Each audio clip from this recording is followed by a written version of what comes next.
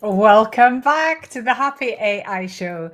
Today, we are going to talk about, is AI ethical, and what business owners should know about AI and the environment. This episode is aimed at UK business owners who want to grow with AI, no jargon, just joy. Hello, lovely humans. Welcome back. So, this has been bubbling under the surface for a lot of small business owners recently. Is AI ethical? Is it bad for the environment? And can I use it and stay in integrity with my green values? And I completely understand those questions. If you've ever had a slightly guilty feeling because you've been using AI to create a picture of you as a toy in a box, I'm wondering if you're part of the problem. You are not alone. So let's talk about it calmly, honestly, and in true happy AI style. No doom, just awareness and making empowered choices. Here's the truth. AI, like any other tool, isn't good or bad on its own. It's how we use it and how it's built that matters. You don't need to become like a technical whiz to use AI well, but you can be intentional, you can be values led, and you can be informed. And that is likely to make you, as a small business owner, feel more comfortable about the choices that you're making. So, there's three things that I want you to know about AI and what you can do about them. The first thing is there's a little bit of bias in AI because AI learns from huge chunks of the internet. And let's be honest, the internet has some wild stuff in it. It means that sometimes AI will make gender assumptions. There might be cultural generalizations, or it might use a tone that doesn't feel like you because it's pulling from the large language model, right? So it's learning from all of the internet, not just you. Now, we've already talked about the fact that if you come on my free AI bootcamp, juliebegbie.com/ick, I show you how to create your AI super sheet, which really trains AI in how to fully understand your business, and therefore it can respond in a way that feels more like you. But it's still going to have learned how to respond from the wider internet. So we already know that the secret is AI plus human. Always check the output, tweak it, make sure it reflects you, your brand, your values. If it signs off to you, it probably is. Like, don't just post it because it was fast and it'll do. Like, just make sure that whatever you post represents you, right? It's not like I think it's like the situation where you've got an accountant and your accountant is there to do, well, certainly for me, my accountant is brilliant. She does all the things I don't want to do in my business in terms of my figures. But ultimately, if there's something goes wrong with my finances, if there's a mistake made, it's ultimately me. It's not my accountant that is the one that's going to end up going to jail or HMRC or going to investigate. It's me. So think of AI in the same way. Whatever it puts out, if you're like, I'm not actually sure that's true, then research it. Like, use a difference. So what I tend to do is if ChatGPT tells me something and I'm not entirely sure, I'll go across to Perplexity or a different AI and I'll double check that. Or I'll just go to good old Google like I used to do, and I'll make sure that what I'm posting is factually correct. So let's not put anything else out on the internet that isn't like correct, that has any sort of bias in the content of the output. So let's take responsibility for our small part in that.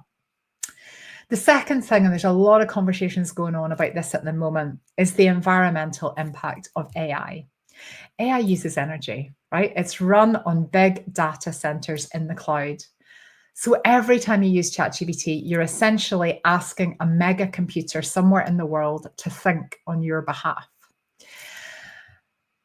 Really, a single prompt can use up to four to 5 times more energy than what we used to ask a Google search. So it definitely is a bigger impact on the environment than a Google search. However, I would find with Google, I would do a search and I wouldn't get what I needed. And then I had to research and I had to go somewhere else because it didn't provide me with exactly what I needed right away. When I use ChatGPT as a search engine, and I do, I generally get the answer I'm looking for immediately. So there's that sort of might not quite balance it out, but there's that to think about.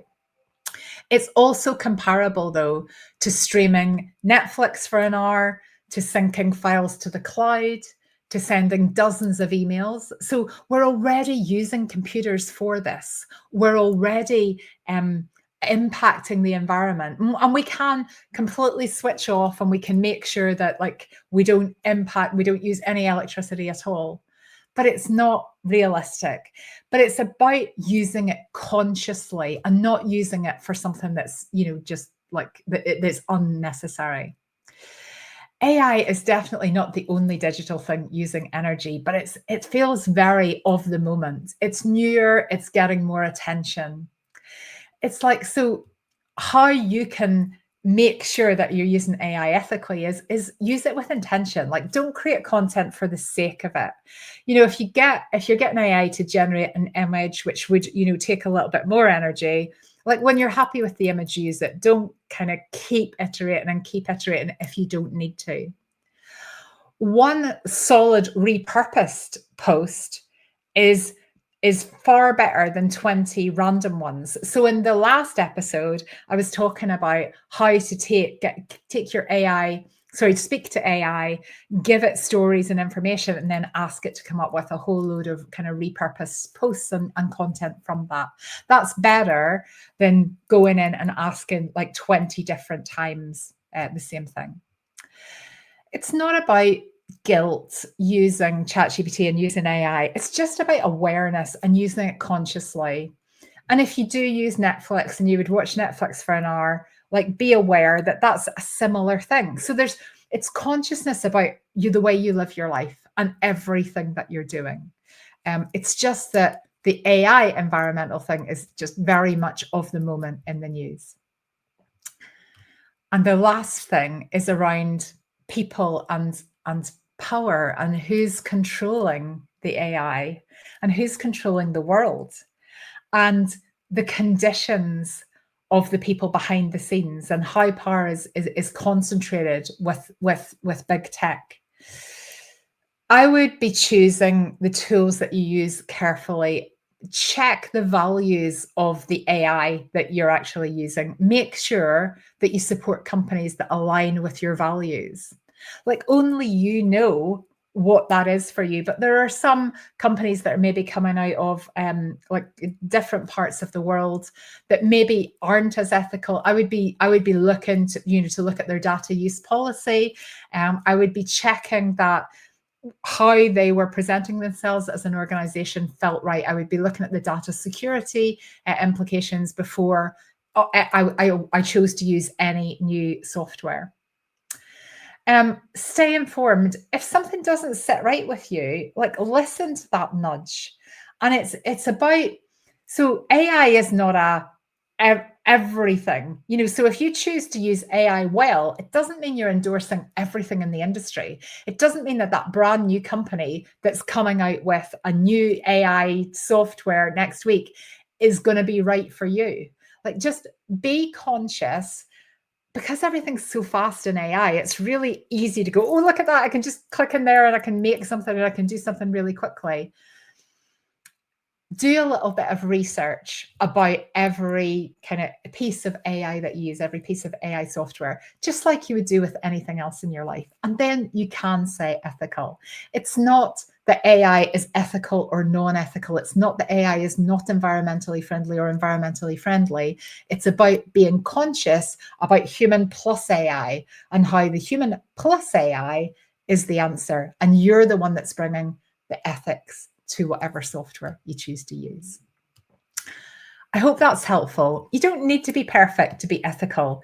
You can still love ChatGPT and still ask questions. Like, it's not an either or thing. It's not I will never use ChatGPT because of the data centers. Like, that's, it's like saying I will never use electricity. I will never watch Netflix. I will never. So be careful of the judgments that you're making. I'm not saying they're wrong, but I am saying, like, just be aware that the media at the moment is really focusing on AI, but that isn't the only thing that's impacting the environment. So awareness is absolutely key.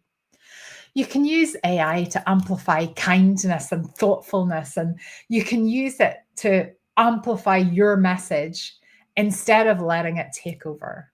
And I think that is the most ethical way to use AI. Think about what I've said here. Take one action away. So to make listening, watching this worthwhile, take one action away that you will. So a piece of AI that you're using just now, why don't you go in and just have a little look at their policies, make sure that you're comfortable, that it's a piece of software that you're happy to use. And then you can drop the guilt, right? As long as you're using it ethically and as long as you're using it mindfully and thoughtfully, you don't have to have that kind of constant guilt at the back of your mind. Okay. If this action resonated with you, if this episode resonated with you, come and grab my free Simpler Marketing with AI Starter Toolkit. It's packed with prompts that will help you use AI in a way that sounds like you and also supports your business without the overwhelm, right? And if you want a kind, curious space to practice all of this, come and join us inside the AI Confidence Club. juliebegbie.com/AI-confidence-club. You really bring the brilliance and the ethics, and I'll bring the bots. See you next time. You bring the brilliance, I'll bring the bots, turning big dreams into why nots. You've watched the Happy AI show, now it's your turn. Go take action, implement, and watch your business burn bright.